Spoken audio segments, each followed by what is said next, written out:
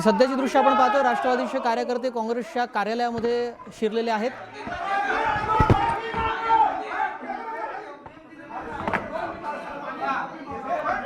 अधिक अपडेट जाणून घेऊयात आमच्या प्रतिनिधी प्रणाली कापसे यांच्याकडून। प्रणाली, आपण पाहतोय कार्यकर्ते पोहोचले, सूरज चव्हाण दिसत आहेत, काय सध्याची तिथली परिस्थिती?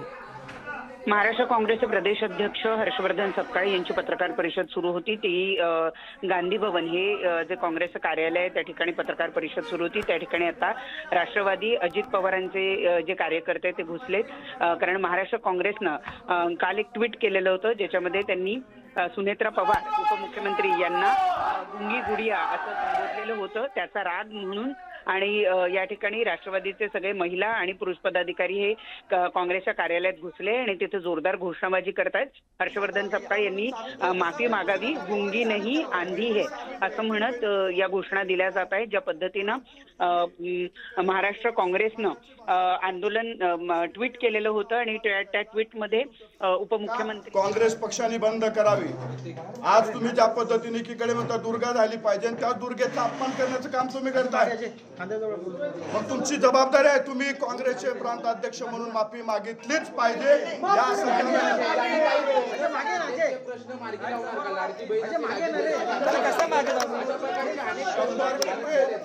सगळे प्रश्न मार्गी लागतील। कुठल्याही प्रश्नाचं तुम्हाला प्रश्न जर विचारायचे असतील तर तुम्ही पत्रकार परिषद घेऊन विचारू शकता। असं एखाद्याला हिनवून तुमचा प्रश्न, ही तुमची संस्कृती आहे का? ही राजकीय संस्कृती आहे?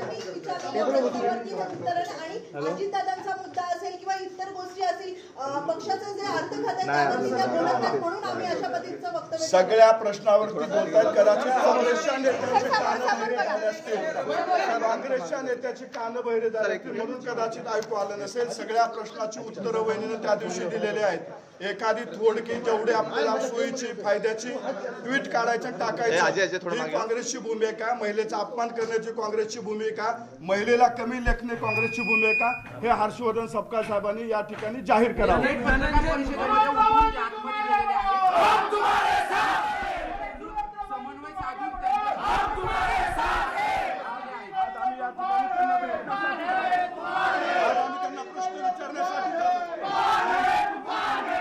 विचारण्यासाठीच आज आम्ही आलो। हर्षवर्धन सपकाळे साहेबांनी या ठिकाणी त्यांची भूमिका स्पष्ट करावी, अन्यथा आम्ही या पार्टी कार्यालयातच बसू राहणार।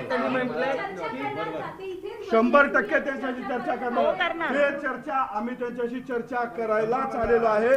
फक्त आता आम्हाला ते बघायचं ते आमच्याशी चर्चा करतात की पळून जात आहे। ते असं म्हणतात की धनंजय मुंडे यांना त्यांनी थेट गुंड म्हटलेलं आहे। एका गुंडाने पत्रकारांना झापलं जात होतं, हे लोकशाहीच्या संभाला योग्य नाही आणि कुठेही दाबलेलं नाही। अर्धवट पाहून प्रतिक्रिया देऊ नये। माझं म्हणणं आहे की त्यांनी पूर्ण पत्रकार परिषद पाहावी। वहिनीने विचारलेल्या प्रत्येक प्रश्नाचं उत्तर त्या ठिकाणी दिलेले आहेत। उत्तर दिल्याच्या नंतर अशा पद्धतीची भाषा आहे काँग्रेस पक्षाच्या नेतृत्वाला शोभते का हे त्यांनी सांगावं।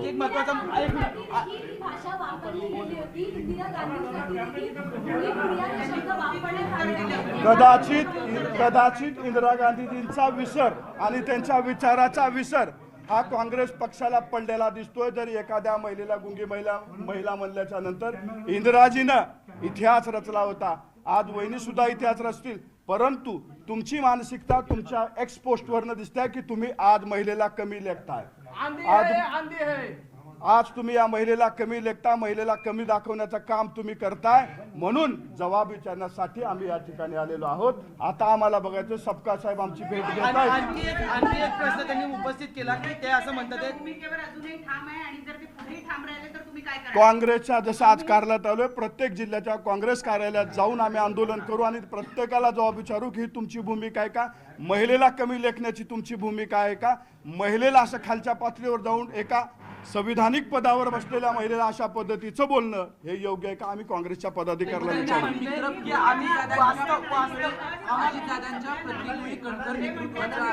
अनेक वेळा विरोध देखील केला, समर्थन देखील केलं, मात्र सुनेत्रा वहिनीने देखील असंच आम्हाला दुर्गा आहे हे त्यांनी सिद्ध करून दाखवलं। वहिनीनं अनेक निर्णयावरनं दाखवून दिलेलं, त्यांचं नेतृत्व सिद्ध करून दाखवलेलं। कुणाच्या अशा प्रश्न विचारले म्हणून त्यांचं नेतृत्वाला कुठं दाग लागणार नाही।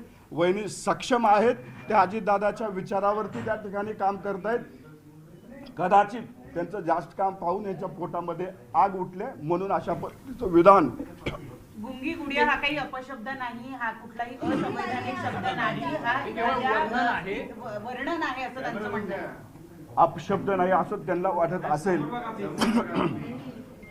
गुंगी गुड्या अपशब्द वाटत नसेल तर मला वाटतं कुठेतरी वैचारिक त्यांची पातळी घसरलेली आहे किंवा विचारधारेपासून खूप दूर गेलेले आहेत.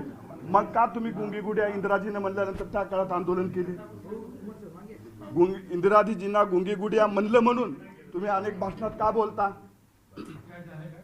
अपशब्द नाही ना तुमचा. गुरुजी, त्यांचं असं म्हणणं आहे की त्यासाठी आंदोलन करण्यापेक्षा, काँग्रेसच्या कार्यालयामध्ये आंदोलन करण्यापेक्षा अजित पवारांसाठी आंदोलन करावं राष्ट्रवादीने, असं म्हणणं. राष्ट्रवादी काँग्रेस पक्ष अंतर्गत प्रश्न सोडवण्यासाठी सक्षम आहे. आम्हाला कुणाच्या सल्ल्याची गरज नाही. अजितदादा महाराष्ट्राचे लोकप्रिय नेते होते, त्यांना सुद्धा न्याय भेटेल. परंतु अशा पद्धतीचं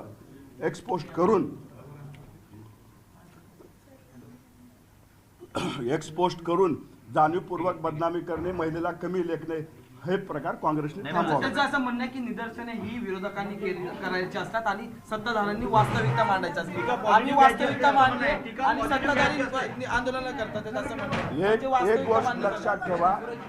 एक गोष्ट लक्षात ठेवा, निदर्शनं ही तुम्ही विकास कामावरती केले तर ठीक आहे. तुम्ही व्यक्तिगत पातळीवरती टीका कराल आणि तुमच्या विरोधात कोणी बोलणारच नाही, निदर्शन होणारच नाहीत, अशी अपेक्षा कशी काय करू शकता? आज काँग्रेसनं खरी त्यांची मानसिकता दाखवल्या महिलेबद्दल. महाराष्ट्रातल्या प्रत्येक महिलेनं विचार करण्याची वेळ आलेली आहे. एका संविधानिक पदावर बसलेल्या महिलेला ही काँग्रेस जर अशी करत असेल तर सर्वसामान्य महिलांचं काय?